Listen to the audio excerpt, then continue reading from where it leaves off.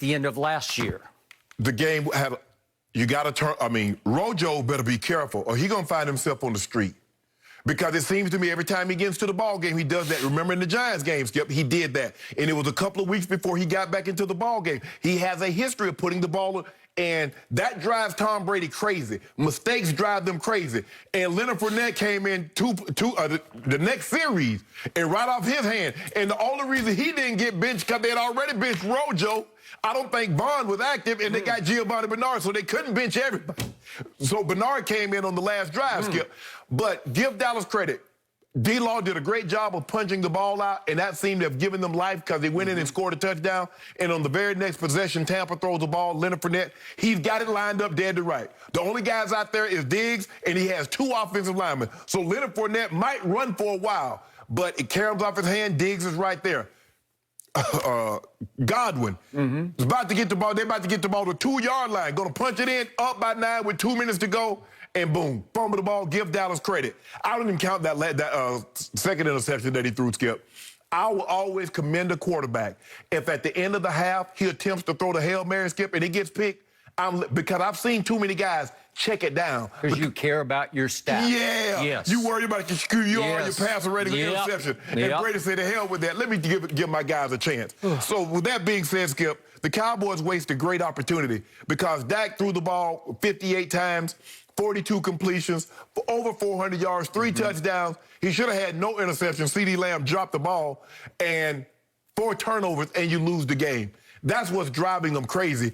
I don't know how much better we can play defensively when we take the ball away like we did. How much better can Dak play offensively? 400 yards. Really should have had no turnovers. Offensive line did a very good job.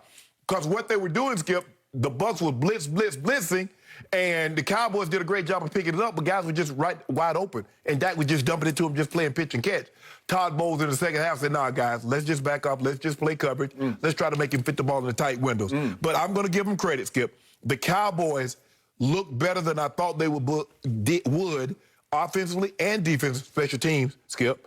You see, they ran one deep back in your territory, got it called back. Mickens took it back again. Zerline shanked 2, and he missed a PAT. Or who knows, you probably would have won this game.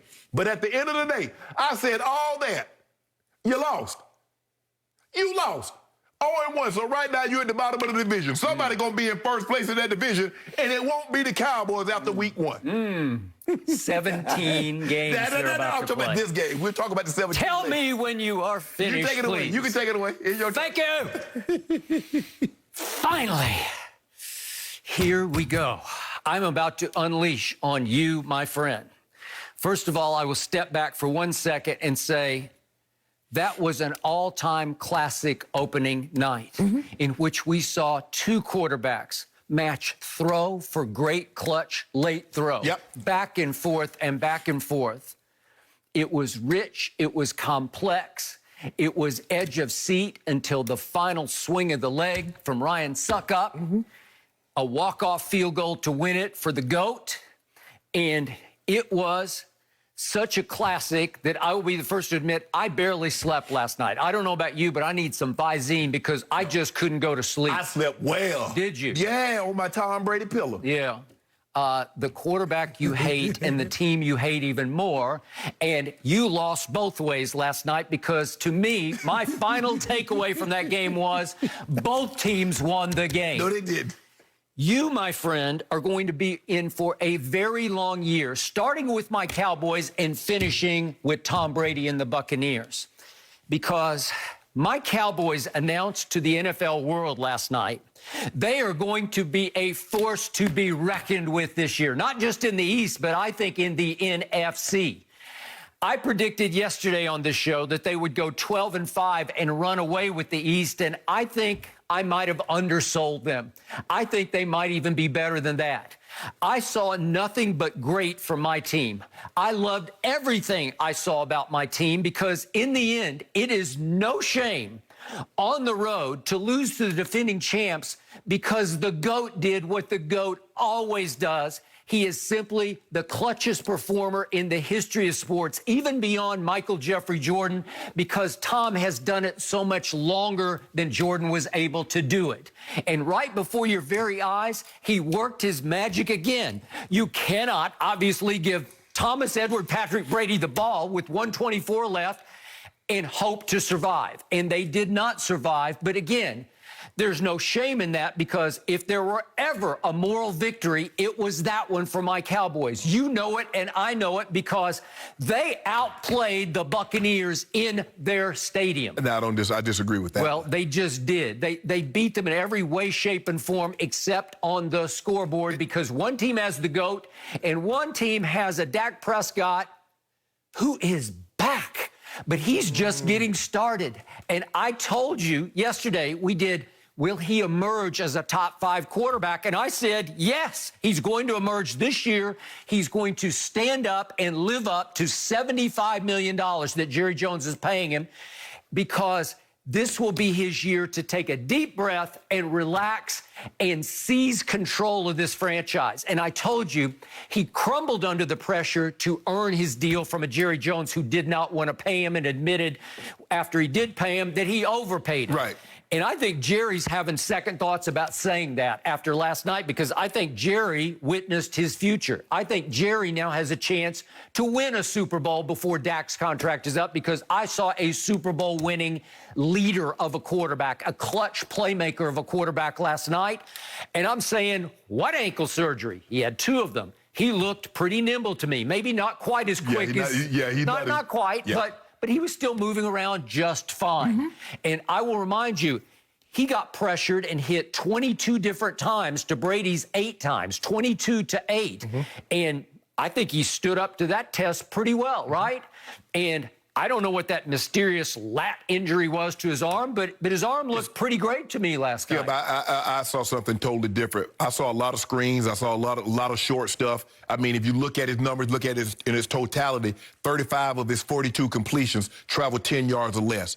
Okay. So well, I saw a couple of touchdown passes that I thought were big-time throws to Amari.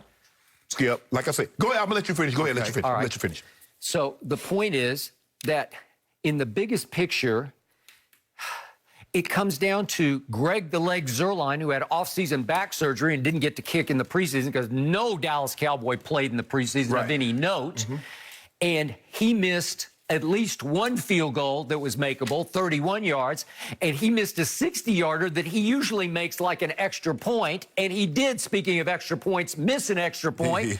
So I can do, if you had Greg the Leg in full swing with no back surgery residue, I'm saying that's 7 points that we left on the table last night. And what was the final score? Do I remember? Was it 31-29? Is that right? Yep. 31-29. Let's see. 29 plus 7. Heck, let's do 29 plus 4. I'll just do 4 points that we left on the table. And I thought he had gone completely south. And then, to his credit, he sucked it up and nailed a couple of key kicks later in the game, right? Including the one that might have stood up as the game winner, except there was 1:24 left on the clock. But let me ask you this, Skip. Do you expect every team that the Cowboys play to turn the ball over 4 times and have 11 penalties? Now, that's very uncharacteristic. Now, we expect to see a little sloppy play, especially early on, because not a lot of the starters play, regardless of the team. Now, we know Dallas didn't play really any of their starters. Tampa played some of their starters. But in probably like the first month, everybody's trying to get their footing. You see how everybody was sucking wind last night? People cramping, Skip. Well, it's because it was 80% humidity. I wouldn't want to have to slog through that one. But guess what? You've been practicing in that. But there's a difference between practicing and playing. I would agree. You get in football shape by doing what, Skip? Playing football, which means in the preseason. And you can't simulate that in practice. And by the way, my team did win the time of possession battle, 34 minutes to 26 minutes. So that Tampa defense sucked it up last night. Well, that was a long, hard slog for them. Skip, you get that. You hand the ball off, and they punch it out, and now Dallas has the ball. You come back the next possession. Swing it to Fournette, and it's It's right. So now all of a sudden, you're giving them some great opportunities. Bam. Agreed. And then you're getting ready to go in the end zone, and Chris Godwin fumbles the ball into the end zone, and you drive back down the field to get you a game, leading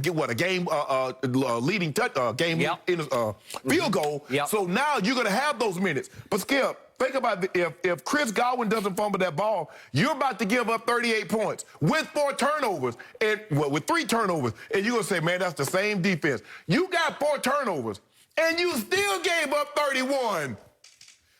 Okay, next point. Thank you for bringing that up. That 44-year-old quarterback that you've tried to send home for 5 straight years, he looks like he's 24. He is getting better the older he gets. I have never, ever, ever seen anything like it, and I will never, ever see anything like it again. He is the first. He is the last. He is one of one. On opening night, he put on a show of a masterpiece last night. That was one that you put up on the mantle. I don't know what he did wrong last night. I can't see anything. We're going to talk about this in more depth later in the show, but the QBR that he got was a 65, which is scale 0 to 100. It is insultingly low because I don't know what he did wrong last night. The 2 interceptions were not his fault. Right. You gave it up. The Hail Mary, you're just saying, I'm going to fling it, and it's a jump ball, and either Gronk's going to come down with it or one of their DBs is going to get it on a carom, and they got it on a carom, right? I live with that. I don't care. Okay, cancel that one out. And then the little flip is going to be a screen to Fournette. It looked like he was going to run forever. Yeah, he got 2 blockers with Diggs. Okay, and it just goes right off his hands. That is not Tom Brady's fault. Right. I'm not saying it was like a perfect pass, but it was good enough right there to catch it. Right? Leonard Fournette is not a natural catcher. He is not a natural catcher. He's not Alvin Kamara. He's not Christian McCaffrey catching the football. Okay, and then I'm going to quote